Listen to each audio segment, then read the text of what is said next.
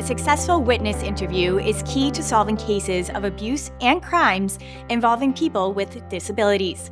Some individuals with disabilities do not speak or have limitations with vocal communication. Instead, they use augmentative and alternative communication, or AAC, to communicate.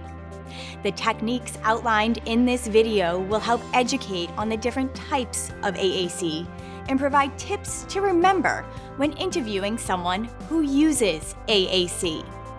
This video includes experts and people who use AAC to better understand the importance of these tools and devices and the role they play in an individual's life. AAC is defined by the American Speech Language Hearing Association as all forms of communication other than oral speech that are used to express thoughts, needs, wants, and ideas. Augmentative and alternative communication, or AAC, provides individuals who cannot rely on spoken language with essential tools to express their thoughts, needs, and emotions. Understanding AAC is essential for conducting effective and trauma-informed interviews. AAC is not one-size-fits-all. It includes a wide range of tools and methods, from simple gestures to advanced electronic devices. In this video, we will explore the most common types of AAC you may encounter, how they work, and how you can support and communicate with individuals who rely on them. Unaided AAC relies on the body's natural abilities for communication. This includes gestures, facial expressions, body language, and even manual sign. For some individuals, these natural methods are their primary means of communication. Aided AAC uses external tools to support communication. These tools are divided into two main categories: low-tech and high-tech. Recognizing these options can help you better understand how an individual communicates. Low-tech AAC includes tools that do not rely on electronic components. These can be as simple as communication boards and books, which feature symbols, pictures, or letters. Picture exchange communication systems, which provide a structured system where users exchange images to express their needs. Pragmatic organization dynamic displays, which offer a method of organized symbols for easy access during communication. And choice cards that offer yes or no options or a selection of symbols. High-tech AAC includes electronic devices designed to support more advanced communication. These include speech-generating devices, SGDs, that convert text or symbols into spoken words. Go-Talk devices, which are portable, mid-tech devices that allow for recorded messages. AAC software that can be downloaded on tablets or smartphones. These apps provide customizable communication options. Eye gaze systems, which allow users to control a device using eye movement. And dedicated AAC devices, which are specialized tools designed exclusively for communication and offer advanced features like voice output and symbol selection. Regardless of the type of AAC, personalization is essential. Each user may have their own vocabulary, images, or symbols that match their preferences and needs. This ensures the individual can communicate in a way that feels natural and effective. Understanding the range of AAC options helps ensure you can effectively communicate with individuals who rely on these tools. As an investigator, it is important that you understand the individual's AAC use and remember that, for many, AAC is their voice. At times, it can be physically and mentally difficult to communicate with my device. My brain moves faster than my ability to communicate with AAC. Electronics can also die and break and even be difficult to see in certain lighting. You can ask if there are ways to support the conversation as well. For example, I look up to say yes, and down to say no. People shouldn't treat people who use AAC much differently than those who use oral speech. At the end of the day, we all want to be treated with respect and given the time needed to communicate. No one is expected to be an expert in how to use all AAC devices. However, there are steps you can take to ensure these interviews go as smoothly as possible. In addition to following the same principles you would for any investigation, when interviewing an individual who uses AAC, preparation is even more important. Determine in advance how the individual uses AAC, what device they use, and if possible, review their latest speech-language pathologist or SLP evaluation. Speak with those who work most closely with the interviewee to better understand how they communicate and to better understand their physical and cognitive abilities. This can include speaking with the interviewee's trusted family member, guardian, or caregiver, service coordinator or case manager, educator, day program coordinator, speech-language pathologist, occupational therapist, and/or physical therapist. These trusted individuals can give you useful information and insight into how the individual utilizes AAC, what time of day will work best for the interview, the individual's cognitive abilities, how the individual's daily needs are met, and/or specific language preferences.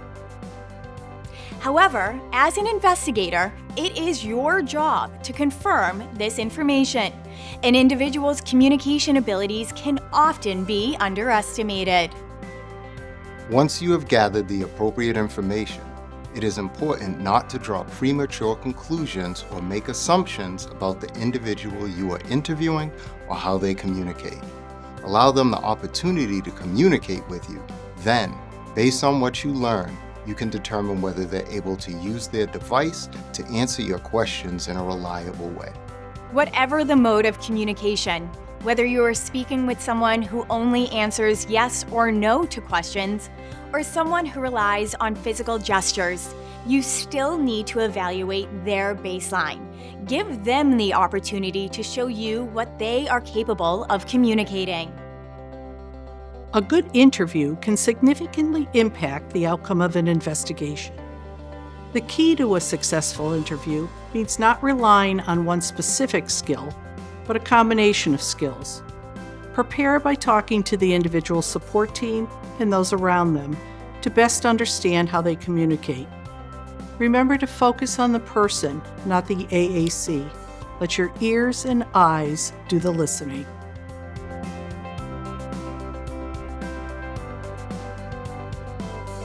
Here, we are going to dive into some best practices for interviewing someone who uses AAC.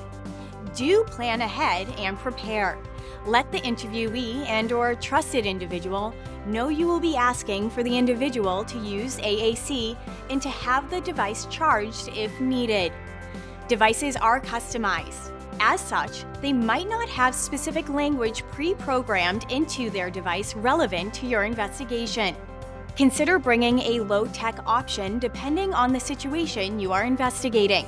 For example, you can provide a picture or diagram of a body where they are able to point to body parts or symbols indicating yes or no. Additionally, ask if the person has a communications passport or an About Me section in their AAC. Many times this includes information about the individual's likes, dislikes, and communication style, which can help in the interview and build rapport with the interviewee. Do carve out more time than you typically would with an interviewee who can communicate verbally. Allow yourself multiple visits to meet with an interviewee if needed. Learn how they use their device, what makes them comfortable, and build rapport with them. Let them know when you will be back to interview them and give them the autonomy to choose if they want to speak with you. Interviews using AAC typically move slower than traditional interviews. You do not want the individual to feel rushed. As a best practice, allow at least 2 to 3 times as long for an individual to respond to a question as you normally would during an interview. Be comfortable with the silence, or count to 15 in your head while you wait. In order to be successful, you need to be patient. When you're interviewing someone who uses AAC, you still need to build rapport. Don't attempt to interview a potential victim on the same day you're meeting them to learn about their AAC and to assess their abilities. The first visit should be focused on getting to know the individual, make sure they are safe, learning about their AAC, and determining their reliability and abilities. For example, ask about their weekend, then confirm those details with caregivers to establish reliability. Then go back on another day at an agreed-upon time to discuss the allegations at hand. Do give space and time for the victim to communicate. This can be challenging and at times even uncomfortable. However, it is critical to allow individuals to be heard in their own words and in their own time. Don't ask them a barrage of questions. Ask them at the beginning of the interview. How do you want to tell me you're done answering the question? Some people might look away when they are done communicating, while others might look at you. This will help you know when they are done answering a question. It's important not to fill in the blanks. You want to be sure you aren't missing anything, so intentional, active listening is critical to ensuring success. Ask questions that are encouraging, such as, "Am I getting this right? Let's check back and make sure I'm understanding this properly." Give the person you are interviewing time and space to say what they need to say, whether it is to help them process what is going on or to get their thoughts out through their AAC system. Sometimes an individual will need time to put their message together in the way that they want it to be communicated. Do not assume an individual's cognitive abilities. Always presume potential. Enter an interview with the individual as you would any other adult and treat them in an age-appropriate manner. Approach every interviewee assuming competence, regardless of what you've been told. Remember that non-speaking does not mean non-hearing or non-thinking. Give them time to process and respond to questions. Giving people who use AAC choices is really important. Always ask permission before offering your assistance. You'll be meeting people in a moment of high stress, and they may not have or struggle to find the right words with their communication device. With this in mind, keep low-tech or no-tech options available. When possible, it's often best to structure your questions so they can be answered with a yes or no gesture or picture. And remember to be patient, actively listen, and ask clarifying questions when needed. Do not touch an individual's AAC device unless given permission by the individual. An AAC device is an extension of the individual. It is their voice and their connection to others. Some people are very open to engaging with others on their device, but you need to discuss their boundaries. If you communicate with them on their device, you are showing them that their device is just as powerful as your words are. Do not stand behind the individual and attempt to read off their device. Standing behind a person who uses AAC would be the same as reading their thoughts. You are looking at the words they are putting into a sentence before they are able to communicate it themselves. Arrange yourself in a typical interview style unless told otherwise. Do remember there might be limitations. Tangible and concrete items such as body parts are generally easier to convey than emotions. Try to focus on these items first in your interviews. Depending on the type of case you are investigating, you might also need to speak with a trusted individual about the language that the interviewee uses for body parts to determine their level of understanding. Remember, these interviews can be mentally and physically exhausting to someone who uses AAC. Just because someone has an AAC system doesn't mean that it instantly unlocks language abilities in them. They could be learning how to use their tools, and many times it requires support from others. Each individual person is going to have a different skill level, and you will need to rely on your preparations and interactions to gauge where that individual is at. Do allow the individual the ability to choose how they communicate. Not everyone who uses AAC will be an expert in using their device. They might still be learning or not have regular access to their device. If someone has oral speech capabilities, that does not mean that is how they prefer to communicate. Each person processes information differently, and sometimes seeing a picture allows them to process information more efficiently. I am a visual thinker. I communicate best using the support of my communication visuals. When I see pictures together with words, it just clicks and makes sense for me. It's hard to process information and talk without them, especially during difficult or stressful conversations. When I use pictures or visuals and whatever I'm working on, I feel more confident, focused, and productive. I also feel more supportive and relaxed.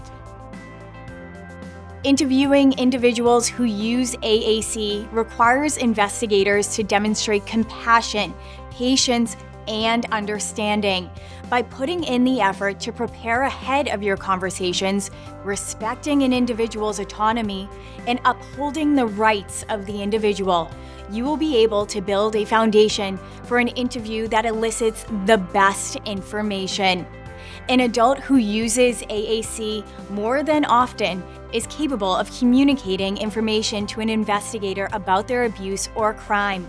Remember to engage the potential victims network and thoroughly prepare before any interview. Most importantly, make sure you are giving the individual the respect and time they deserve to best communicate their story. By incorporating the tips and advice demonstrated throughout this video, you will enhance the quality and quantity of information obtained in an interview, which in turn increases your understanding of the appropriate responses necessary to meet the needs of the victim and the next steps in your investigation.